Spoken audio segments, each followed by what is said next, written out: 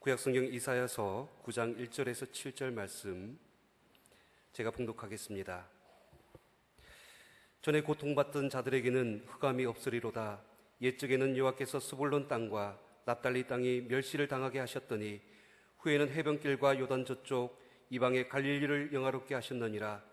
흑암에 행하던 백성이 큰 빛을 보고 사망의 그늘진 땅에 거주하던 자에게 빛이 비치도다. 주께서 이 나라를 창성하게 하시며 그 즐거움을 더하게 하셨으므로 추수하는 즐거움과 탈취물을 나눌 때의 즐거움 같이 그들이 주 앞에서 즐거워하오니 이는 그들이 무겁게 맨 멍에와 그들의 어깨의 채찍과 그 압제자의 막대기를 주께서 꺾으시되 미디안의 날과 같이 하셨음이니이다. 어지러이 싸우는 군인들의 신과 피 묻은 그 도시 불에 섭같이 살라지리니 이는 한 아기가 우리에게 낳고 한 아들을 우리에게 주신 바 되었는데 그의 어깨에는 정사를 메었고 그의 이름은 기묘자라 모사라 전능하신 하나님이라 영존하시는 아버지라 평강의 왕이라 할 것임이라. 그 정사와 평강의 더함이 무궁하며 또 다윗의 왕자와 그의 나라에 군림하여 그 나라를 굳게 세우고 지금 이후로 영원히 정의와 공의로 그것을 보존하실 것이라. 만군의 여호와의 열심히 이를 이루시리라. 우리를 위한 하나님의 말씀입니다. 이제 담임 목사님께서 여호와의 열심이라는 제목으로 하나님 말씀 전하여 주시겠습니다. 살아계신 하나님, 이 시간 저희들이 하나님의 음성 듣기 원합니다. 연약한 종의 모습을 감추시고 오직 성령께서 역사하사 하나님의 말씀만 되원케 하여 주옵소서. 예수님의 이름으로 기도합니다. 아멘. 이제 성탄절이 5일 남았습니다. 그동안 우리는 대강절 촛불을 밝혀놓고 성탄절을 기다려왔습니다. 오늘 드디어 네 번째 촛불을 밝혔습니다. 사실 우리가 지금 성탄절을 기다리는 마음은 예수님 당시 메시아를 기다리던 사람들의 그 간절한 마음과 비교할 수도 없습니다. 그들은 자그마치 700년 동안 메시아를 기다렸습니다. 하나님은 예수님이 태어나시기 700년 전에 이미 선지자 이사야를 통해서 예고해 주셨습니다. 이사야 7장 14절 말씀을 함께 읽겠습니다. 시작. 그러므로 주께서 친히 증인을 너에게 주실 것이라. 보라, 처녀가 잉태하여 아들을 낳을 것이요 그의 이름을 임마누엘이라 하리라.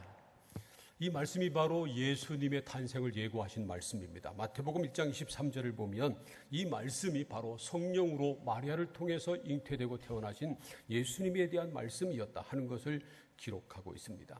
또 이사야 9장 6절 말씀을 함께 읽겠습니다. 시작. 이는 한 아기가 우리에게 낳고 한 아들을 우리에게 주신 바 되었는데 그의 어깨에는 정사를 메었고 그의 이름은 기묘자라 모사라 전능하신 하나님이라 영존하시는 아버지라 평강의 왕이라 할 것임이라.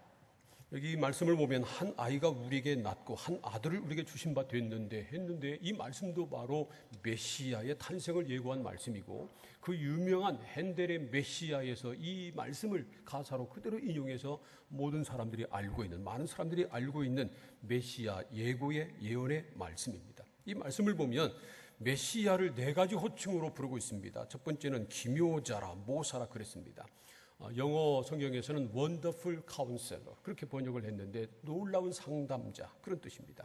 또 전능하신 하나님, 영존하시는 아버지, 평강의 왕 그렇게 불렀습니다. 그리고 이사야 9장 7절을 보면 또 메시아에 대해서 이렇게 말씀하십니다. 함께 읽겠습니다. 시작.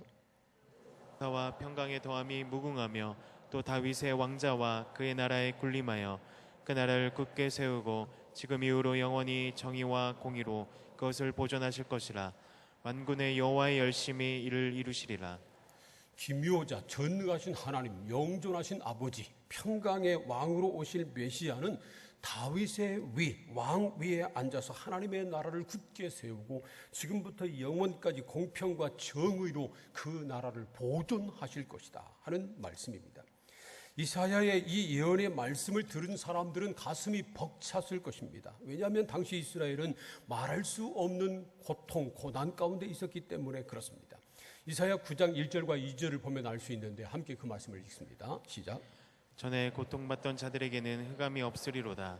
옛적에는 여호와께서 스불론 땅과 납달리 땅이 멸시를 당하게 하셨더니 후에는 해변길과 요단 저쪽 이방의 갈릴리를 영화롭게 하셨느니라. 흑암에 행하던 백성이 큰 빛을 보고 사망의 그늘진 땅에 거주하던 자에게 빛이 비치도다. 이 말씀을 보면 고통, 흑암, 멸시, 사망 그런 단어가 열거되어 있습니다. 갈릴리를 비롯한 유대 땅이 흑암 아래 고통 가운데 있었다는 겁니다.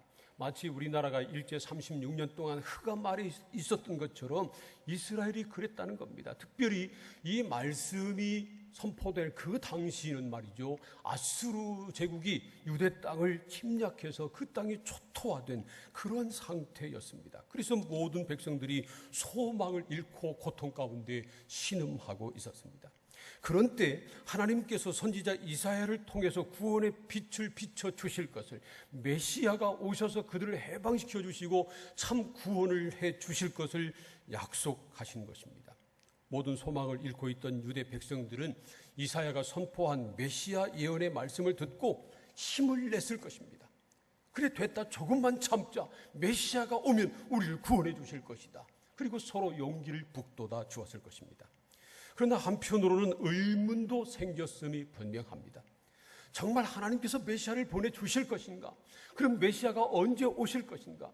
메시아가 오면 정말 우리를 구원해 주실 것인가? 공평과 정의로 이 나라를 회복시켜 주실 것인가? 여러 의문이 생겼을 겁니다. 그래서 7절 마지막에서는 이렇게 말씀하십니다. 만군의 여호와의 열심히 이를 이루시리라. 한번 따라서 해보세요. 만군의 여호와의 열심히 이를 이루시리라. 무엇이 이를 이루신다고요? 만군의 여호와의 열심이. 이 말씀을 선포하고 있는 이사야의 열심으로 이루어지는 것도 아니고요, 이사야가 선포한 이 말씀을 듣는 사람들의 열심으로 이 일이 이루어지는 것도 아니라는 겁니다. 이사야를 통해서 말씀하게 하신 하나님의 열심으로 이 일이 이루어질 것이라고 말씀을 했습니다. 그런데 그냥 하나님의 열심이라고 말하지 않고요, 만군의 여호와의 열심이라고 기록하고 있습니다. 만군은 모든 군대를 일컫는 것입니다. 전쟁을 승리로 이끄시는 하나님의 능력으로 이 모든 일이 이루어질 것이다 하는 그러한 말씀입니다. 다윗도요, 골리앗 앞에 나갈 때 물매를 들고 나갔습니다. 그러나 이렇게 외칩니다. 너는 칼과 창으로 내게 오지만 나는 만군의 여호와의 이름으로 내게 가노라. 그리고 골리앗을 쓰러뜨리고 말았습니다.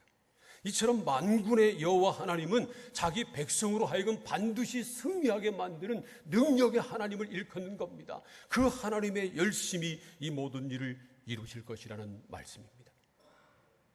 사람의 열심에는요, 한계가 있어요. 아무리 열심히 해도 안 되면 나중에는 포기하고 맙니다. 물론 사람 가운데는 아주 열심히 특심해서 다른 사람이 이루지 못하는 놀라운 일을 이루는 그런 스포츠 선수나 아니면 유명한 연예인이나 과학자나 그런 사람들도 있습니다. 그러나 열심도 열심 나름이죠. 사람에 따라 다 다릅니다. 어떤 사람은 음치 중에 그런 음치가 없는데 노래하는데 열심은 대단한 그런 사람도 있습니다. 우리 찬양대 말하는 것 아니고요. 어느 교회 찬양대원 가운데 그런 사람이 있었답니다. 노래는 못하는데 열심히 나오는 겁니다. 그리고 그 사람이 하도 열심히 하기 때문에 목소리가 튀어나와서 전체 화음이 깨집니다. 그래서 말이죠, 견디지 못한 한 사람이 담임 목사님을 찾아갔답니다. 목사님, 아무개 집사님 때문에 찬양이 망치니까 제발 좀 빼주세요. 근데 그렇다고 뺄 수 있습니까? 그래서 못 들은 채 하고 격려하고 그냥 보냈더니 얼마 후에 또 한 집사님이 와가지고 목사님, 아무개 집사님 때문에 우리 찬양대 망칩니다. 제발 좀 말려주세요. 그러더랍니다. 그래서 또 그냥 격려하고 보냈는데 얼마 후에 또 한 집사님이 와서 그러는 겁니다. 목사님, 제발 부탁이니까 아무개 집사님 좀 빼주세요. 그래서 안 되겠다 싶어서 그 집사님을 불렀답니다. 집사님, 찬양대원 가운데 3사람이 나와가지고 당신 때문에 찬양을 망친다고 당신을 빼달라고 하니까 이제 그만 찬양대를 나와주세요 하고 부탁을 했답니다. 그랬더니 그 집사님이 말하기를, 아니 목사님, 겨우 3사람 가지고 그러세요? 저는요, 목사님 설교 못한다고 하는 소리를 30명으로부터 들었는데도 가만히 있었는데 겨우 3사람 가지고 그래요? 그러더랍니다. 어떤 사람은요, 아무리 열심히 해도 안 되는 그런 사람이 있어요. 사람의 열심에는 문제가 있을 수 있습니다. 적어도 2가지 문제가 있을 수 있는데, 한 가지 문제는 아무리 열심히 노력을 해도 헛수고하는 경우가 있고요. 또 한 가지 문제는 잘못된 일에 열심을 내는 겁니다. 그래서 가장 무서운 사람이 무식하면서 열심히 있는 사람이라잖아요. 그러나 우리 하나님의 열심은 절대로 그렇지 않습니다. 하나님의 열심은 절대로 실패하지 않습니다. 하나님은 절대로 잘못된 일에 열심을 내지 않으십니다. 하나님의 열심은 두 가지 사실을 전제로 하고 있습니다. 바로 하나님의 사랑과 하나님의 능력입니다. 하나님은 모든 사람을 사랑하시기 때문에 열심을 내십니다. 사람의 열심에는요, 때로는 증오와 질투가 그 동기가 되는 경우도 있습니다. 하지만 하나님의 열심의 동기는 항상 사랑입니다. 하나님의 사랑에 끝이 없기 때문에 하나님의 열심에도 끝이 없는 겁니다. 사람은 아무리 열심히 노력해도 이룰 수 없는 일이 너무 많습니다. 그래서 하다가 안 되면 포기하고 낙심하는 겁니다. 그러나 하나님의 열심은 다릅니다. 하나님의 열심은 반드시 이루어집니다. 하나님은 절대로 포기하지 않으십니다. 하나님은 끝없는 사랑과 능력으로 하나님의 열심을 반드시 이루어 가십니다. 메시아를 보내주신다고 약속하신 이 말씀은 예수님이 태어나시기 전 700년 전에 예언된 말씀이었습니다. 그로부터 700년이 지난 후에야 예수님께서 유대 땅 베들레헴의 다윗의 자손으로 태어나셨습니다. 그리고 이사야를 비롯한 구약에서 예언된 말씀을 하나도 빠짐없이 다 이루셨습니다. 그래서 말이죠, 복음서를 읽어보면 계속 되풀이돼서 나오는 말씀이 구약의 말씀이 이루어졌다. 예수님이 어떤 일을 하신 것을 기록하고 그 다음에 구약의 말씀을 이루게 하려 하십니다. 그렇게 기록하고 있는 것입니다. 여러분, 구약에서 예언된 모든 메시아에 대한 말씀이 예수 그리스도를 통해서 완전히 성취된 것을 믿으시기를 바랍니다. 하나님의 열심이 모든 것을 다 이루셨습니다. 예수님께서 이 땅에 오신 지 2000년이 지났습니다. 하지만 여전히 예수 그리스도를 통해서 많은 사람들이 구원의 은혜를 얻습니다. 그리스도 안에서 영생을 얻습니다. 예수 그리스도 안에서 인생의 참된 해답을 찾습니다. 그리고 그분 안에서 참된 평화를 누리며 복된 삶을 살아가고 있습니다. 한번 생각해 보세요. 우리가 노력했기 때문에, 우리가 열심히 기도했기 때문에 예수님께서 이 땅에 오셨습니까? 우리의 열심 때문에 예수님이 십자가에 달려 죽으셨습니까? 우리의 열심 때문에 예수님께서 다시 살아나셨습니까? 아닙니다.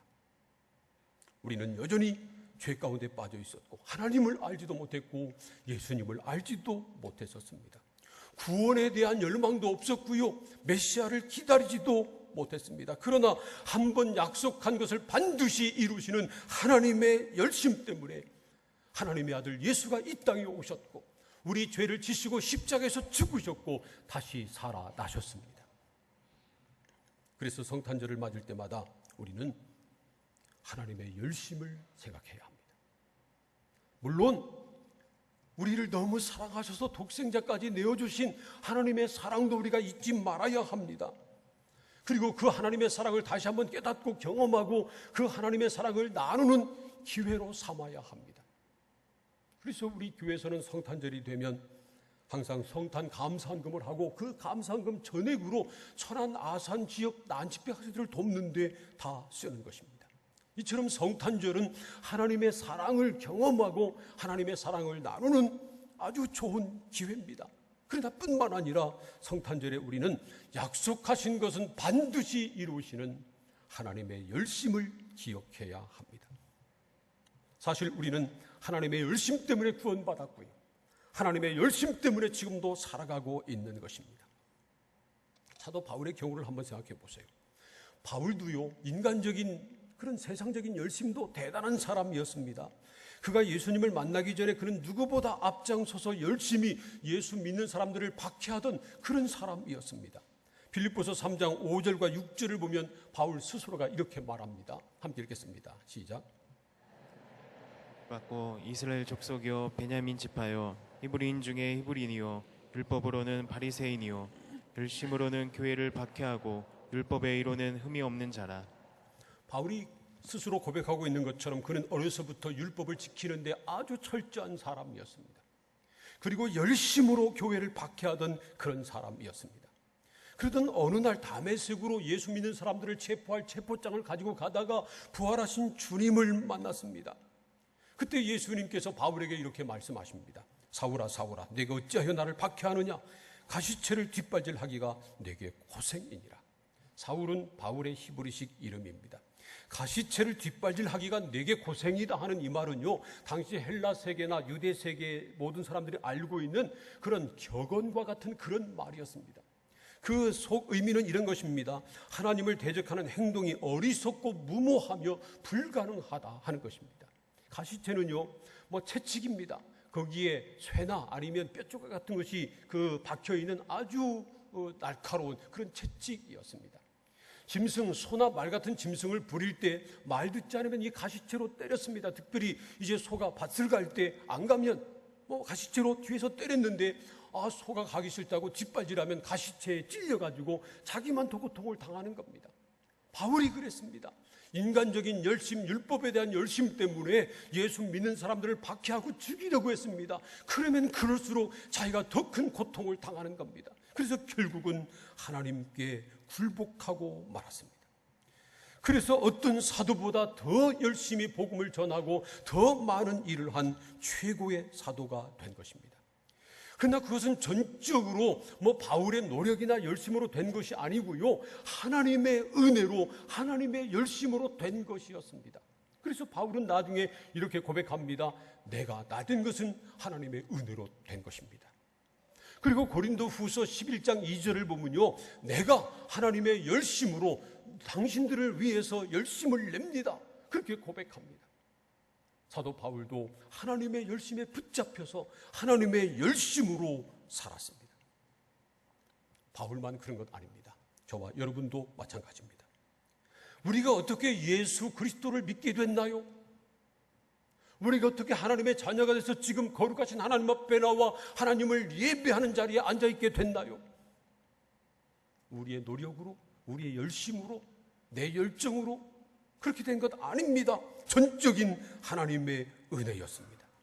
하나님의 열심이 우리를 부르신 것입니다. 우리가 아직 죄인 됐을 때, 죄에 빠져 있을 때, 하나님을 알지도 못했을 때, 하나님과 원수됐을 때, 하나님께서 우리를 구원하시기 위해서 하나님의 열심으로 예수님을 보내주시고 예수님을 십자가에 달려 죽게 하시고 다시 살리신 것입니다. 그리고 우리를 미리 아시고 미리 정하시고 부르셔서 예수 그리스도를 주로 믿게 하시고 하나님의 자녀 되게 하셨습니다. 아마 여러분 중에 뺀질뺀질 이리 빠지고 저리 빠지고 빠지려고 그냥 애를 쓴 사람들 많이 있을 것입니다. 그러다 결국은 오늘 이 자리에 있게 됐는데 이 모든 것은 하나님의 열심 때문입니다. 하나님의 열심에 붙잡혀서 오늘 우리가 이 자리에 있는 것입니다. 바울도 베드로도 요한도 다 우리와 같은 연약한 사람들이었습니다. 한국교회가 자랑하는 주기철 목사님, 손양원 목사님, 문중경 전도사님 다 우리와 똑같은 성정을 가진 사람에 불과했습니다. 그들의 열심이 대단해서 그들이 위대한 하나님의 사람 된 것 아닙니다. 그들도 우리와 똑같은 연약한 사람에 불과합니다. 그러나 그들은 하나님의 열심에 붙잡혀서 죽음도 두려워하지 않고 복음을 전하는 전도자가 된 것입니다. 그렇기 때문에 사실은 그들이 위대한 것 아니고요, 연약한 인간을 붙잡아서 크게 쓰신 하나님만이 위대하신 것입니다. 그러므로 저와 여러분도 하나님의 열심에 붙잡히기만 하면 위대한 하나님의 사람이 될 수 있는 것을 분명히 믿습니다. 그러므로 사랑하는 성도 여러분, 저와 여러분이 하나님의 열심에 붙잡혀 살기를 소원합니다. 하나님은 지금도 누구도 무엇도 막을 수 없는 열심으로 일하고 계십니다. 그런데 문제는 우리가 하나님의 열심에 붙잡혀 살지 않는 것입니다. 하나님의 열심에 붙잡혀 사는 사람에게는 적어도 두 가지 특징이 나타납니다. 하나는 무슨 일이 있어도 믿음을 저버리지 않는다는 겁니다. 내가 믿는 것이 아니고 내가 하나님을 붙드는 것이 아니고 하나님께서 나를 붙들고 계시기 때문에 절대로 그 믿음을 놓을 수가 없습니다. 우리 기나나 기은이가 어렸을 때요, 제가 아이들 손을 잡고 뺑뺑 돌려주는 놀이를 한 적이 있었습니다. 애들이 굉장히 좋아하잖아요. 그때 아이들은 아마 지들이 아빠 손을 꽉 잡고 뺑뺑 돌고 있었다고 생각했을 겁니다. 사실은 그게 아니고 아빠가 손을 잡고 있는 거잖아요. 오해하지 마세요. 우리가 하나님을 붙들고 있는 것 아닙니다. 하나님께서 우리를 붙드신 겁니다. 그래서 바울도 고백하기를 내가 붙잡힌 그것을 잡으려고 쫓아간다고 말합니다. 하나님께 붙들린 사람은 무슨 일이 있어도 믿음을 포기하지 않습니다. 또한 하나님께 붙들린 사람은 어떤 상황에서도 절망하지 않고 오직 하나님의 영광을 위해서 살아갑니다. 자기 자신을 내세우지 않습니다. 자기 자신을 드러내지 않습니다. 오직 하나님의 영광을 위해서 살아갑니다. 하나님의 영광을 위해서 살아가기 때문에 자기가 실패해도 때로는 고난당해도 낙심하지 않고 절망하지 않습니다. 오직 하나님만 영광 받으시면 그것으로 기뻐합니다. 사랑하는 성도 여러분, 저와 여러분이 그런 하나님의 사람들이 되기를 소원합니다. 우리의 생각, 우리의 계획, 우리의 감정 다 내려놓고 열심히 기도하며 그리고 하나님의 뜻에 순종할 때 하나님의 열심으로 우리를 붙들어 주실 것입니다. 하나님의 열심에 붙들려서 천국까지 올라가고 하나님의 열심에 붙들려서 주신 사명을 잘 감당하는 하나님의 사람들 다 되시기를 주님의 이름으로 축원합니다. 기도하겠습니다. 오늘 우리에게 주신 하나님의 말씀을 생각하며 함께 통성으로 기도하겠습니다. 하나님의 열심이 예수님을 보내주셨고 하나님의 열심이 우리를 예수 믿게 하셨습니다. 하나님의 열심이 우리를 붙드시고 하나님의 열심이 우리를 천국까지 인도해 주실 것입니다. 하나님의 열심이 우리를 붙들어 주시옵소서. 하나님의 열심 때문에 끝까지 믿음을 지키고 끝까지 주신 사명 감당하는 우리가 되게 하여 주시옵소서. 다 함께 통성으로 기도하겠습니다. 살아계신 하나님 아버지, 만군의 여호와의 열심히 이 모든 것들을 이루어 주심을 믿습니다. 이 땅에 오신 예수 그리스도로 인하여서 죄로 인하여서 고통받던 우리들이 멸시당하는 우리들을 구원하여 주시고 영화롭게 하여 주시니 감사를 드립니다. 흑암에 행하던 우리에게 빛을 비춰주시고 사망의 그늘진 땅에 가던 우리를 주님의 그 즐거움에 참여케 하여 주시니 감사를 드립니다. 오늘 우리가 주님의 그 열심에 붙잡혀서 이곳에 있음을 주님 고백하오니 하나님, 그 하나님의 열심에 붙잡혀서 우리가 이 땅 가운데서 그 또 열심을 가지고 살아가기를 원합니다. 우리를 통해서 주를 믿게 하시고 자녀 삼아주시고 사명 주셨사오니 하나님의 열심히 우리를 통해서 역사하시고 일하여 주시옵소서. 무슨 일이 있어도 믿음을 저버리지 않게 하시고 어떤 상황에도 하나님께 주신 이 영광을 나타내며 드러내며 살아갈 수 있도록 주인도하여 주시옵소서.